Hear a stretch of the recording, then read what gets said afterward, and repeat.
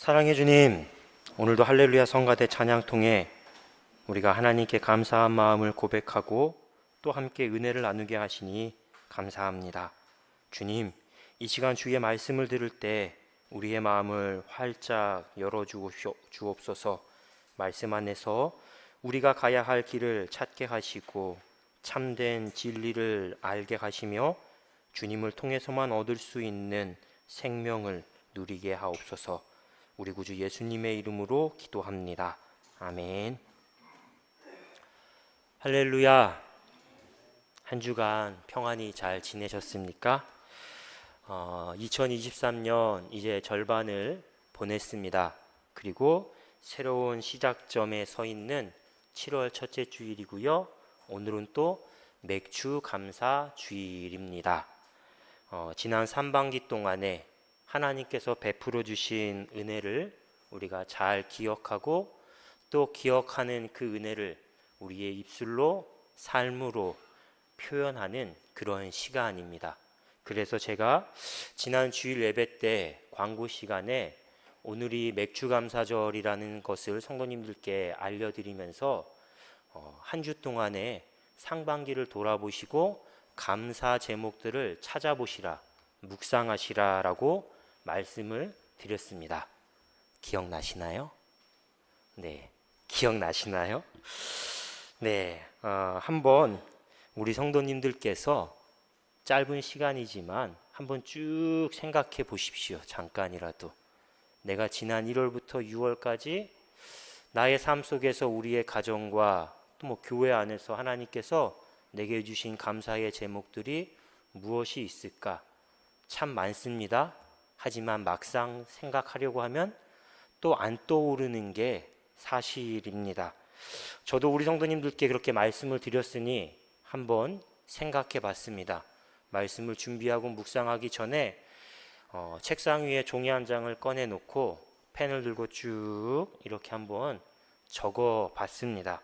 여러 가지 저에게도 감사의 제목들이 있습니다. 제 개인적으로 또 가정과 자녀들과의 관계 속에서 여러 가지 있지만 그 가운데 교회와 우리 성도님들과 관련된 감사 제목들 생각난 것들을 여러 가지가 있었는데요. 첫 번째는 가장 가깝게 지난 주일 오후에 우리가 예배를 마치고 신도회 연합으로 주관하는 체육대회를 참여했습니다.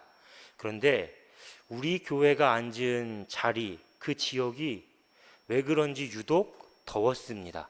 에어컨 바람이 어쩜 그렇게 다 싹싹 다 피해가는지 참 더웠는데 또 제가 예상했던 시간은 오후 5시쯤이면 그래도 끝나겠지 했는데 교회 와서 보니까 한 7시 그쯤 됐던 것 같아요. 그런데 제가 성도님들을 이렇게 봤더니 저는 무슨 월드컵 경기 직관하러 오시는 분들 같았어요. 너무 재밌게 좋아하시면서 즐기시고 하는 그 모습에 참 되게 감사한 마음이 들었습니다. 저는 한 3번 정도 집에 가고 싶다라는 고비를 겪었는데 우리 성도님들은 참 끝까지 폐회 예배까지 정말 잘 들리시는 모습에서 감사하다 생각이 들었고요. 또 지난 수요일에 새벽 기도회 하다가 이렇게 찬양을 할 때 저도 보통 앞에 이제 찬송가 펼쳐놓은 걸 보고 찬양을 하는데요. 찬양을 하다 고개를 이렇게 딱 들었는데 새벽 기도에 나오시는 세 분이 한 분, 두 분, 세 분이 딱 앉아서 나의 갈 길 다가도록 찬양을 딱 하고 계시는데 그 모습이 제게 또 참 감사하게 다가왔습니다. 매주일 우리 성가대 찬양 들을 수 있어서 감사하고 특별히 저는 매월 셋째 주 하는 찬양 시간 우리 지휘자님이 너무 잘 진행해 주셔서 그 시간도 참 저에게는 은혜가 되고 감사한 시간입니다. 식사, 교회 청소, 안내 우리 교회 성도님들은 대부분 1인 1역 그 이상의 몫을 감당하고 계신데 그렇게 열심으로 헌신하시는 성도님들께 감사하고 또 첫 번째 목회지에서 좋은 장로님들 또 좋은 박혜림 목사님 동역자와 함께 사역할 수 있음도 감사하고 에어컨 바꿔서 성도님들 좋아하시는 모습에 또 감사하고 어찌됐든 저찌됐든 참 좋다라는 생각으로 행복하게 그렇게 한 주간을 보냈습니다. 그러다가 문득 제게 이런 생각이 들었습니다. 우리 교회가 추수감사절을 앞두고 그 전주 한 주 동안에만 감사 노트, 감사 캠페인을 합니다. 그런데 실제 우리가 삶에서 감사하는 습관, 이 거룩한 습관을 나의 생활 습관으로 몸으로 익히고 실천하기 위해서는 평소에 좀 감사하는 노력을 해야겠다. 감사 노트 작성을 해야겠다라는 그런 도전이 되었습니다. 사실 감사 노트 작성하는 거는 내년 제 목회 계획 고민 중에 그 폴더 안에 있었던 내용인데 다시 꺼내서 보고 바로 그 자리에서 일어나 제가 기독교 백화점으로 가서 오늘 성도님들께 나눠드리는 이 작은 책자, 감사 노트 책자를 바로 구입해서 왔습니다. 감사하는 법을 배울 때 어떤 변화, 어떤 영향력들이 우리의 삶 가운데에 일어날까요? 나쁜 감정, 나쁜 일에 자꾸만 쏟는 그 에너지, 그 관심들을 자꾸 하나님을 향해서 돌릴 수 있게 됩니다. 감사하는 습관, 감사하는 노력들이요. 그리고 실제 내가 행복한 삶을 살고 있는가, 내가 성공한 삶을 살고 있는가, 그 기준, 세상적인 여러 기준들이 있겠지만 특별히 우리 그리스도인들에게는 하루에 몇 번 내가 감사하느냐, 그 횟수가 곧 내 삶이, 내 신앙이 행복하고 든든히 서 있음을 알려주는, 측정할 수 있는 기준이 되기도 합니다. 감사의 고백을 많이 하면 할수록 늘 마음속에 하나님을 생각한다는 것이고요. 또 실제 내 주변에 감사한 일들이 많이 일어났고 발견하고 내가 그것을 통해서 기쁨을 누리고 있다라는 것들을 증명하기 때문이죠. 그러니 오늘 제가 예배 마치고 확인을 할 겁니다. 35권을 제가 구입해 왔는데요. 과연 몇 권이 남아 있는지 제가 직접 확인을 하겠습니다.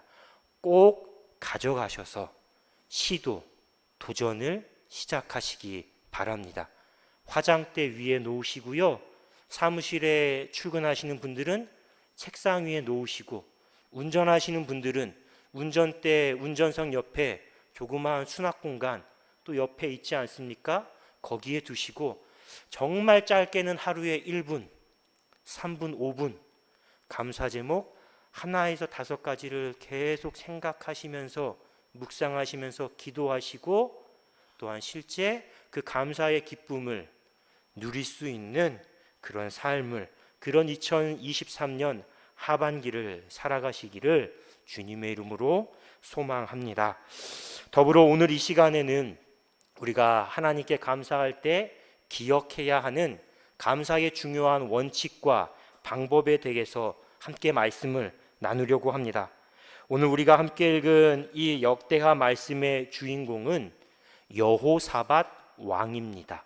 여호사밧 왕.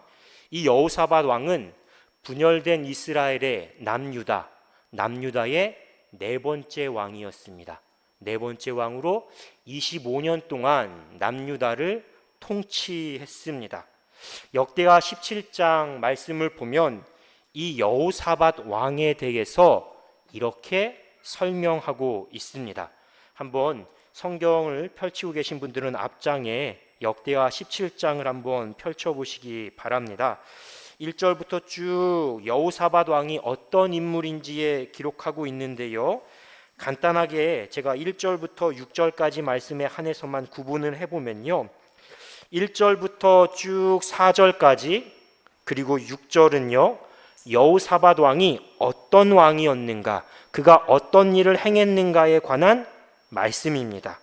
1절부터 4절 그리고 6절 그리고 3절 전반부에 여호와께서 여호사밧과 함께 하셨으니, 이 9절과 5절의 말씀, 그러므로 여호와께서 나라를 그의 손에서 견고하게 하심에, 그 이어지는 말씀들은 하나님께서 여호사밧 왕에게 주신 축복을 기록한 내용입니다.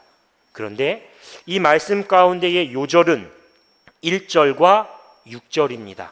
1절에 스스로 강하게 하여, 그리고 6절에 전심으로 여호와의 길을 걸었다. 이 두 표현이 여호사밧 왕이 삶에서 그의 신앙이 이런 모습이구나라는 걸 우리로 하여금 알게 합니다. 1절에 스스로 강하게 했다라는 말은 여호사밧이 한 명의 왕으로서 자신이 해야 할 책임과 의무를 다했다라는 겁니다. 그것이 무엇이냐면요, 나라의 부국강병을 이루기 위해 최선을 다했다. 국방을 튼튼히 했다. 경제를 살리기 위해 힘썼다. 스스로 강하게 했다라는 말이고요.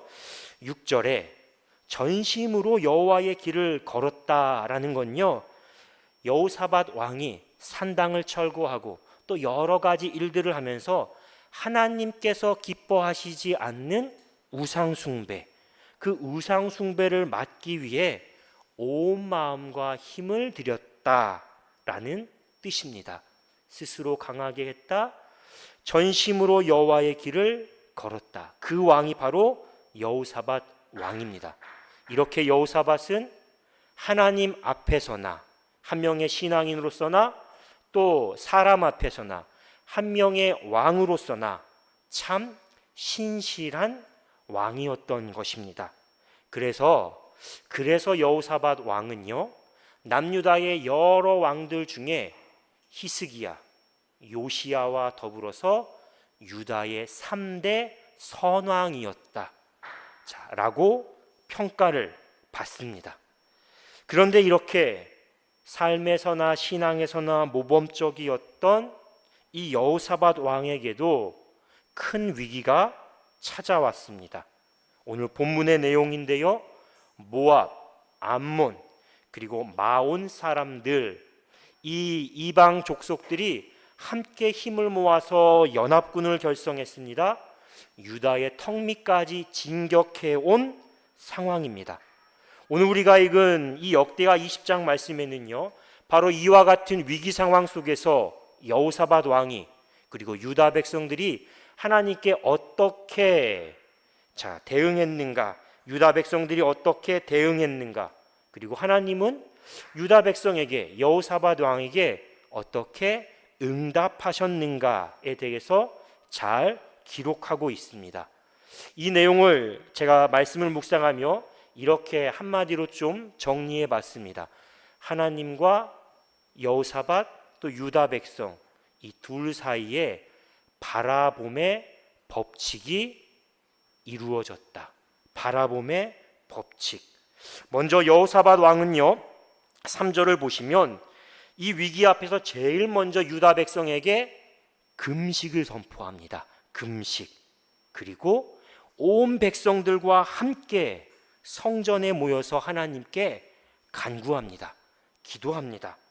12절에 여호사밧 왕의 기도인데요, 이 한 절의 표현이 여호사밧과 유다 백성들이 위기 상황 속에서 뭘 했는가, 그들의 태도, 그들의 행동이 무엇이었는가를 확실하게 우리에게 말해줍니다. 12절 끝절 보시면요, 오직 주만 바라보았다. 오직 주만 바라보았다. 여호사밧과 유다 왕이 이렇게 얘기하죠. 여호사밧과 유다가 위기 속에서 하나님만 바라보았습니다. 그리고 하나님은 그들의 바라봄에 대해서, 그들의 기도에 대해서 이렇게 응답하셨습니다. 레위 사람인 야하시엘로 하여금 성령의 임재 가운데에서 하나님의 말씀을 대언하게 하셨습니다. 그 핵심이 20장 17절의 말씀입니다. 우리 함께 17절 한 절의 말씀을 보며 화면을 보면서 함께 읽도록 하겠습니다. 17절 시작. 이 전쟁에는 너희가 싸울 곳이 없나니 대열을 이루고 서서 너희와 함께한 여호와가 구원하는 것을 보라. 유다와 예루살렘아, 너희는 두려워하지 말며 놀라지 말고 내일 그들을 맞서 나가라. 여호와가 너희와 함께하리라 하셨느니라. 아멘. 아멘.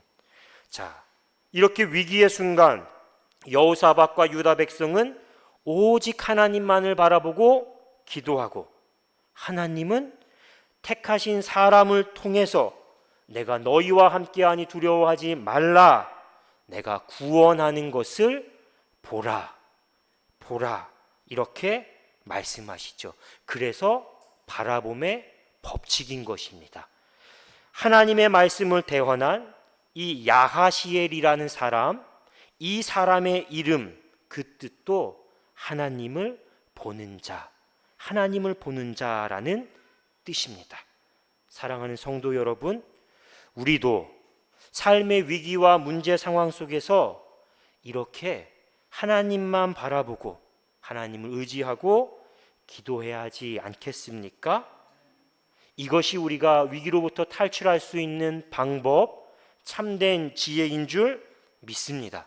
그런데 오늘 말씀 가운데 우리가 발견할 수 있는 신앙의 교훈은 하나님을 바라봐라, 기도하라, 이것 한 가지만이 아닙니다.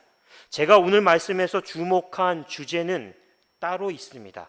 한번 저를 따라해 보시겠습니까? 선행감사.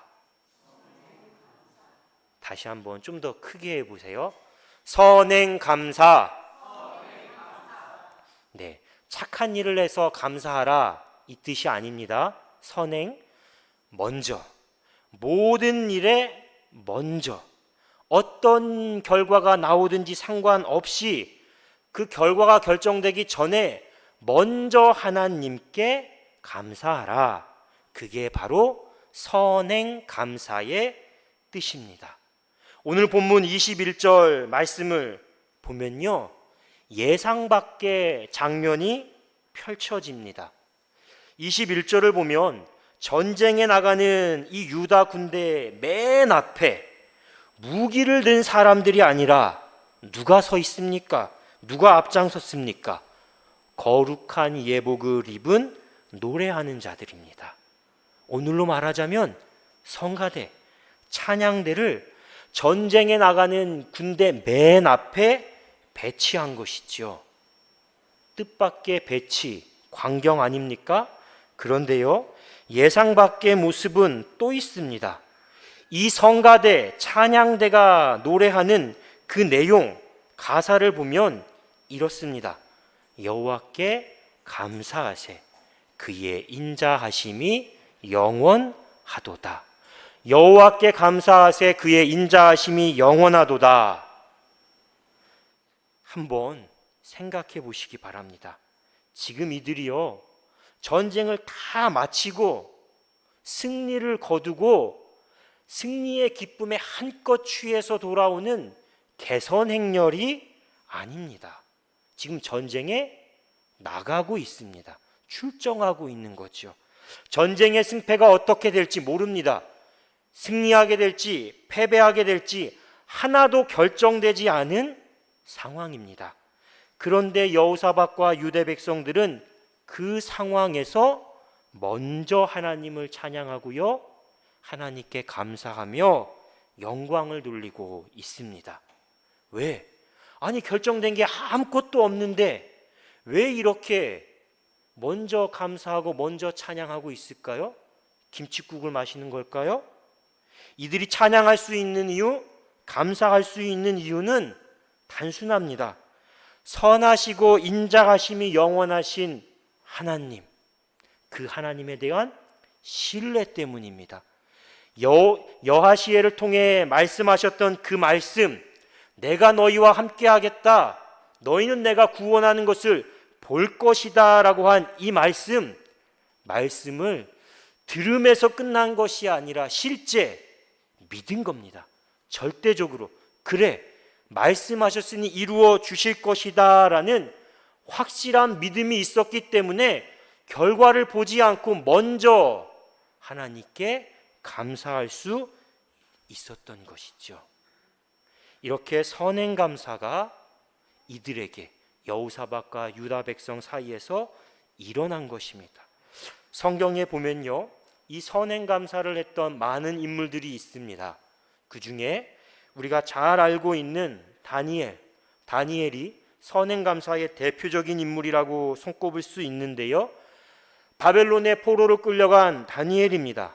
하지만 하나님께서 그에게 지혜와 총명을 주셔서 바벨론의 많은 왕으로부터 아주 절대적인 총애를 받게 되었습니다. 그러니 주변에 있었던 많은 신하들 고관들이 다니엘을 시기합니다. 어떻게든 다니엘의 허물, 실수를 책 잡아서 고발하려고 눈에 불을 켜고 다니엘을 예의주시하는 거죠. 오늘로 말하면 다니엘의 집, 그의 직장, 일터, 사무실까지 압수수색, 특별감사 이런 걸 그냥 샅샅이 뒤져서 뭐 하나라도, 머리카락 하나라도 발견되면 가만두지 않겠다라고 했던 겁니다.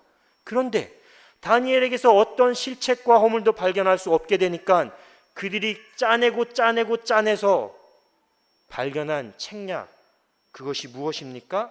왕에게 찾아가서 왕이시여, 앞으로 30일 동안 이 바벨론 제국 안에서 왕이 아닌 다른 어떤 신에게나 사람에게 기도하는 사람이 있으면 그 사람을 붙잡아다가 사자굴에 던지는 게 좋겠습니다. 그런 금령을 제안합니다. 왕이 얼마나 기뻤겠어요. 다른 신들보다, 사람들보다 내가 왕 중의 왕이라는 걸 신하들이 알아서 떠받들어 주니까 거기에 도장을 쾅 찍었던 거죠. 그런데요, 다니엘서 6장 10절 말씀 보면 다니엘은요, 첫째, 이 사실을 알고도 그 집 위에 올라가 예루살렘을 향하여 창을 열고 전에 하던 대로 하루 3번 하나님께 기도합니다. 하나님께 기도했다. 예루살렘을 향하여 창을 열고 하나님께 기도했다. 이게 오늘 말씀 속 여호사밧과 유다 백성들이 오직 주만 바라보나이다, 예루살렘을 향하여 창을 열었다와 똑같은 표현 아닙니까? 목숨이 위태롭습니다. 사자굴에 던져질지도 모릅니다. 그런데 다니엘은 그 위기 상황 속에서도 전에 하던 대로 하나님을 바라보며 한결같이 쭉 기도했습니다. 이렇게 위기의 상황 속에서 기도한 것, 그것만으로도 다니엘의 믿음이 얼마나 대단한지를 우리가 알 수 있습니다. 하지만 다니엘의 신앙의 진면목은 단지 기도했다라는 것에서 끝나는 것이 아니라 그가 어떤 기도를 했는가에서 더 분명하게 나타납니다. 10절 말씀에 보면요, 마지막 보면 그의 하나님께 감사하였더라, 감사 기도를 드렸다라는 것이죠. 아무것도 해결되지 않았습니다. 위기가 끝나버린 게, 지나간 게 아닙니다. 사자굴에서 건짐을 받은 것도 아닙니다. 하지만 아무것도 이루어지지 않았지만 그 상황 속에서도 다니엘은 지금까지 하나님께서 베푸신 은혜를 기억하고 하나님을 절대적으로 신뢰하면서 먼저 하나님께 감사의 기도, 선행 감사를 실천하고 있는 것이죠. 사랑하는 성도 여러분, 우리의 믿음이, 우리의 감사가 여호사밧과 다니엘을 닮아갈 수 있기를 소망합니다. 사도 바울이 빌립보서 4장 말씀에서 이렇게 권면했습니다. 아무것도 염려하지 말고 다만 모든 일에 기도와 간구로 너의 구할 것을 하나님께 감사함으로 아뢰라. 모든 염려를 내려놓아야 됩니다.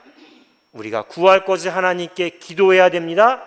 그런데 중요한 건 어떻게 구하라, 기도하라고 권면합니까? 감사하는 마음으로 기도해야 한다라는 말이죠.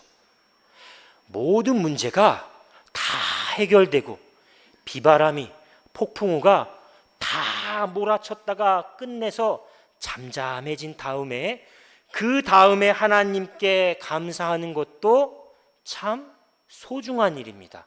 하나님 감사합니다. 하나님 덕분에 이 모든 어려움들을, 문제들을 제가 잘 지나갈 수 있었습니다. 이 감사도 참 뜻깊은 감사예요.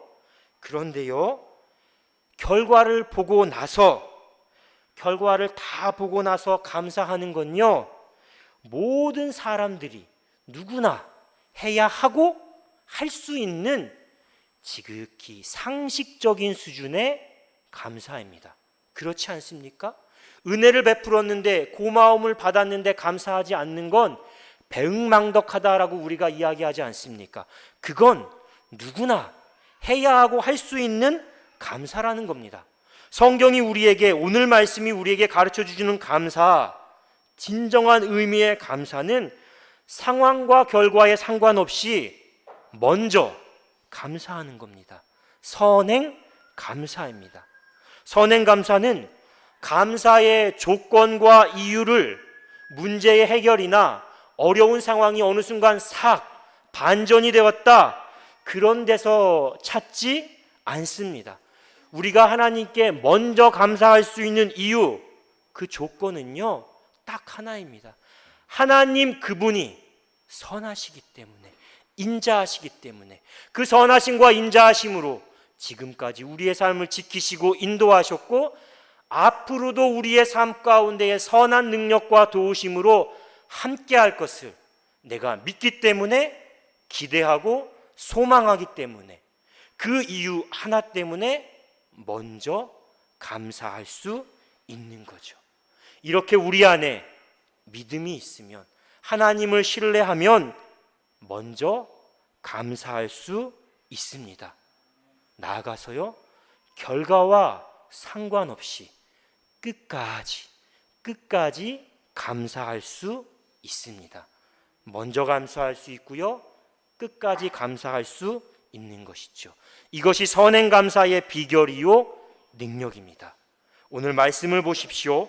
22절 이하의 말씀을 보면 여호사밧과 유다 백성들이 믿음으로 하나님께 먼저 감사하고 찬양할 때 어떤 일이 일어났습니까?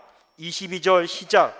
그 노래와 찬송이 시작할 때에 여호와께서 복병을 두어서 이 전쟁 가운데의 이스라엘을, 유다를 대신해서 싸우시고 승리하게 하셨습니다. 심지어 유다가 그 연합군들과 싸운 것이 아니라 그들이 서로를 쳐 죽이게 되는 일들이 일어났고요, 4일 동안 전리품을 취해도 다 취하지 못할 정도로 많은 승리의 기쁨을 얻게 하셨습니다. 그리고 불화가 골짜기, 25절 말씀 보면 불화가 골짜기, 곧 하나님을 찬양하는 그 골짜기에 함께 모여서 유다가 하나님을 찬양하게 되었다, 송축하게 되었다라고 이야기합니다. 사랑하는 성도 여러분, 하나님이 지난 6개월 동안 우리의 삶에 많은 은혜를, 많은 감사의 제목을 주신 줄로 믿습니다. 그리고 앞으로도 하나님은 동일한 은혜로 우리와 함께 하실 겁니다. 그러므로 남은 6개월 동안, 하반기 동안 작은 일 하나에도 감사하고, 좋은 일이 있을 땐 더 크게 감사할 수 있기를 축원합니다. 문제와 어려움이 있을 땐 그 상황에 갇히지 마시고 그 상황을 초월해서 감사하시고, 혹시라도 실패를 경험하게 될 땐 그 실패의 상처가 나중에 돌아보면 내 삶의 은혜의 경험, 삶의 문이, 성장과 성숙의 기회가 될 것이다 라는 것을 깨달음으로 감사하시고, 또한 감사의 제목들을 그저 생각하고 흘려보내는 것에 끝나지 마시고 감사 노트를 적으시면서 하나님께서 우리 삶에 행하신 일들 기억하시고 또 기대하고 소망하시는 그런 복된 삶을 살아가시기를 축복합니다. 다른 무엇보다도 선행 감사, 오직 주만 바라보며 먼저 하나님을 신뢰하고 감사하는 우리 모두가 될 수 있기를 주님의 이름으로 축원합니다. 주신 말씀 묵상하며 잠시 기도하겠습니다.